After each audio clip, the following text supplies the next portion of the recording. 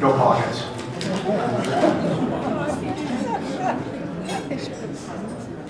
When I sat down to write this toast, I considered making it short and sweet. Something like, gentlemen, be upstanding to the Lassies.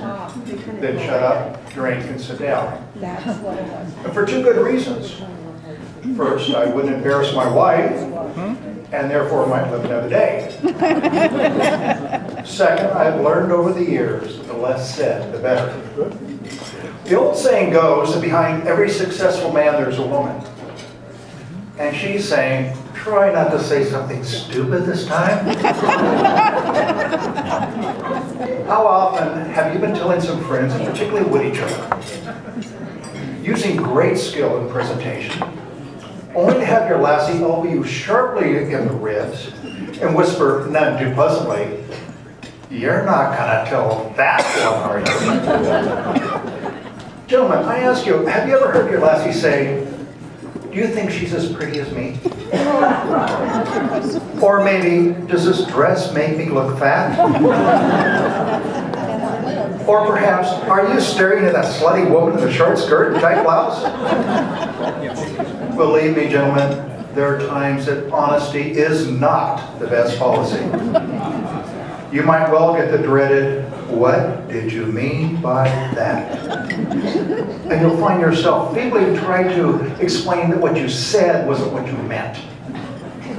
If Rabbi had kindly told the lady he was sitting behind a church that a louse was crawling through her hair instead of writing a poem about it, do you think she would have thanked him? Not likely. She would have probably smacked him with her bonnet. Better keep your comments to yourself. Even compliments can go sour under the curly glare of the disparaging lassie.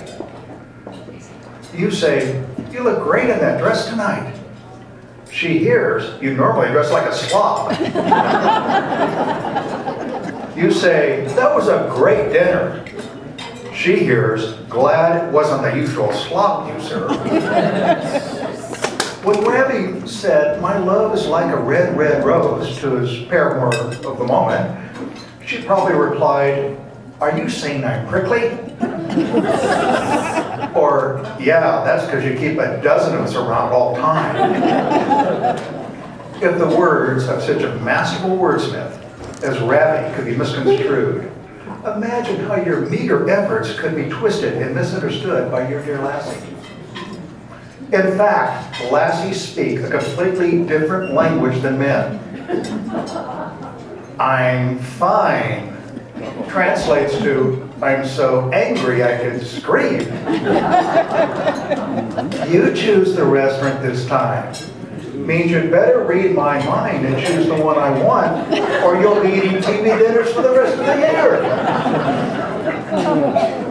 Don't get me much for my birthday. As Lassie speak for, you'd better get me that 3-carat diamond bracelet we saw at the jewelry store, or you'll be living with the Ice Queen. You'd better not misunderstand her if you wish to live a happy, healthy life. Yet, no man has mastered the language of the Lassies. Sadly, Rosetta Stone does not offer a course in it, and even Amazon.com doesn't sell a dictionary to aid in translation.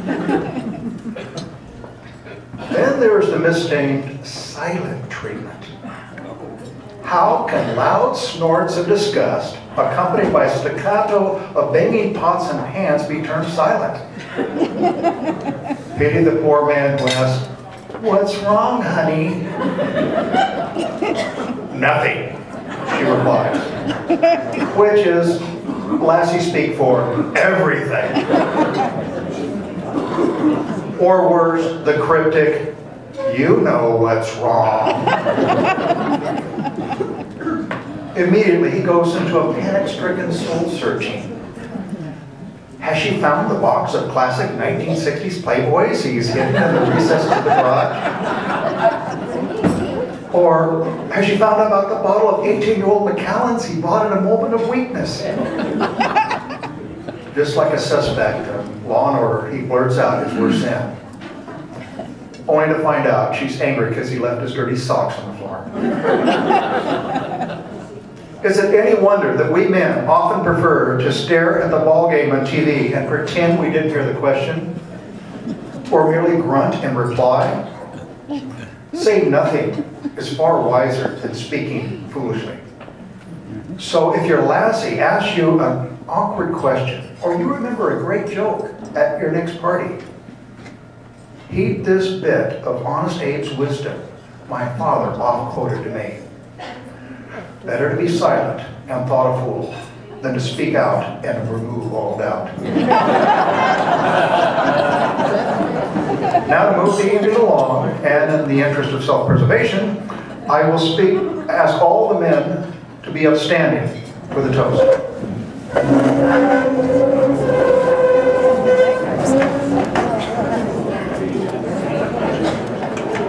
Toast to the Lassies. Some of you are getting up slowly as they're resounding. To the Lassies, who've tamed the tongues of Scotsmen as no English sword ever could. God bless them and save us from their wrath. For Bonnie